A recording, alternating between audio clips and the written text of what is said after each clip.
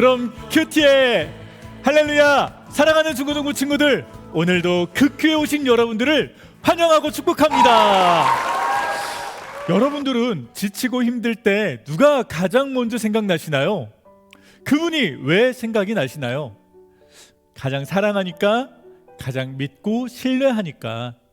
그러니까 우리가 어려울 때 생각이 나는 것 같습니다.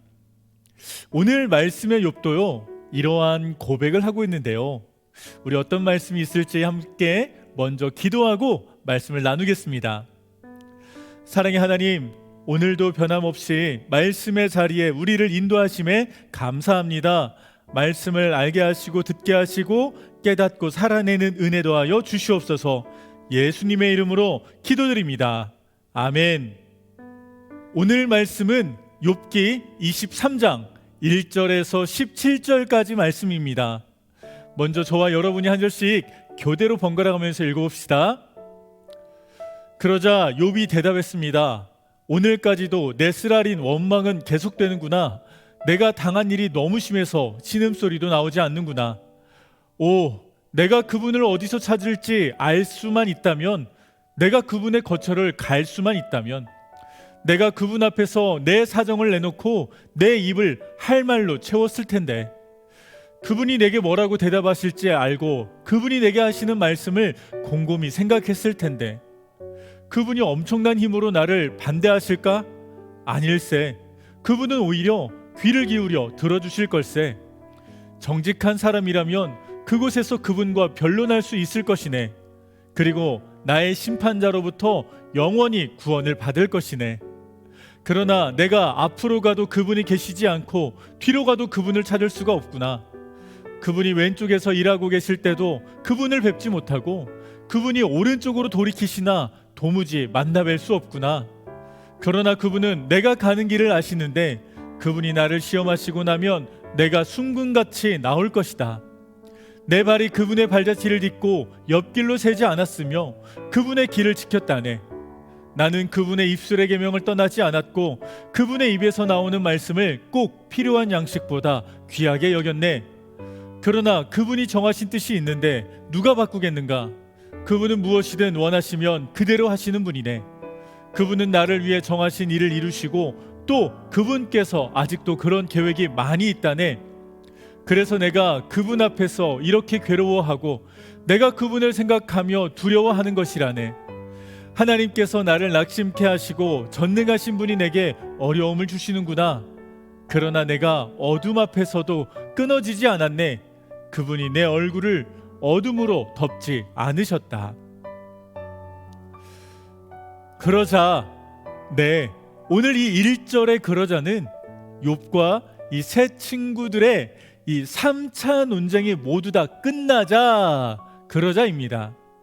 정확히는 네가 죄를 지었으니 벌을 받는 거야 라고 하는 이 지속적이고 일관적인 이 욥의 이 세 친구들의 비난이 모두 다 끝나자이죠.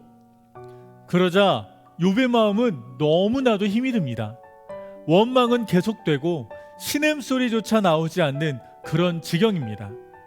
그런데 그때 욥은 하나님을 찾습니다. 애타게 찾습니다. 하나님을 찾아 그분 앞에 사정을 말하고 그분이 내게 하시는 말씀을 곰곰이 생각하고자 합니다.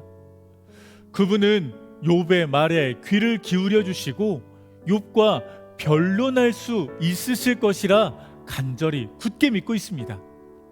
그런데 안타깝게도 욥은 그 하나님을 찾을 수가 없었습니다. 앞으로 가도 뒤로 가도 왼쪽에서도 오른쪽에서도 찾지 못한 것입니다.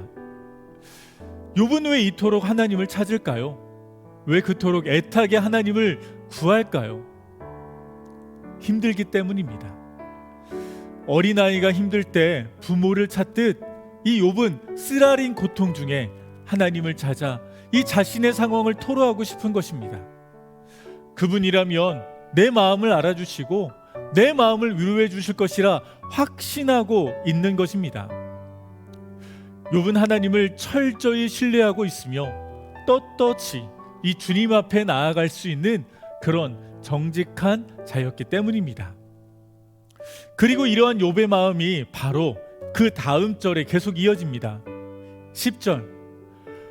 그러나 그분은 내가 가는 길을 아시는데 그분이 나를 시험하시고 나면 내가 순금같이 나올 것이다. 네, 우리가 많이 보고 들었던 말씀이죠. 찬양으로도 참 많이 불렀습니다. 내가 지금 죄를 지어 벌을 받는 고통이 아니라 하나님이 나를 버리고 외면하여 떠나신 것이 아니라 내 길을 미리 다 아시고 나를 연단하시기 위해 깨끗하고 이 단련된 순금이 되게 하신다, 이 말씀이죠.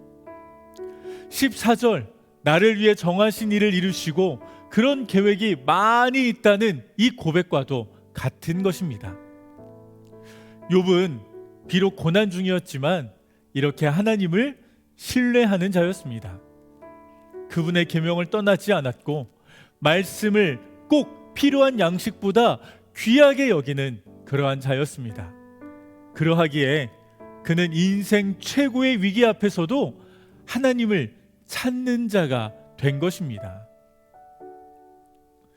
오늘 말씀을 통해 보여주시는 하나님은 어떤 하나님이신가요? 하나님은 우리를 향하여 정하신 뜻이 있고 그 뜻하심대로 이루시는 분이십니다. 그렇게 모든 순간 우리와 함께 하시고 인도하시는 분이시죠. 그렇다면 우리는 어떻게 살아야 할까요? 우리는 끝까지 그 하나님을 신뢰해야 합니다. 비록 고난 중일지라도 그분의 인도하심을 믿으며 이 시간을 통해 나를 가장 정결한 순금이 되게 하심을 신뢰하며 살아야 합니다.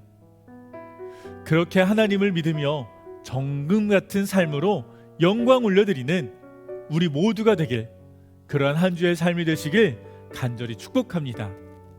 기도하시겠습니다. 하나님, 비록 고난 중일지라도 이 모든 걸음 다 아시고 나를 단련하여 정금같이 되게 하시는 그 하나님을 신뢰합니다. 끝까지 하나님을 믿으며 하나님께 영광 올려드리는 우리 모두 되게 하여 주시옵소서. 예수님의 이름으로 기도드립니다. 아멘.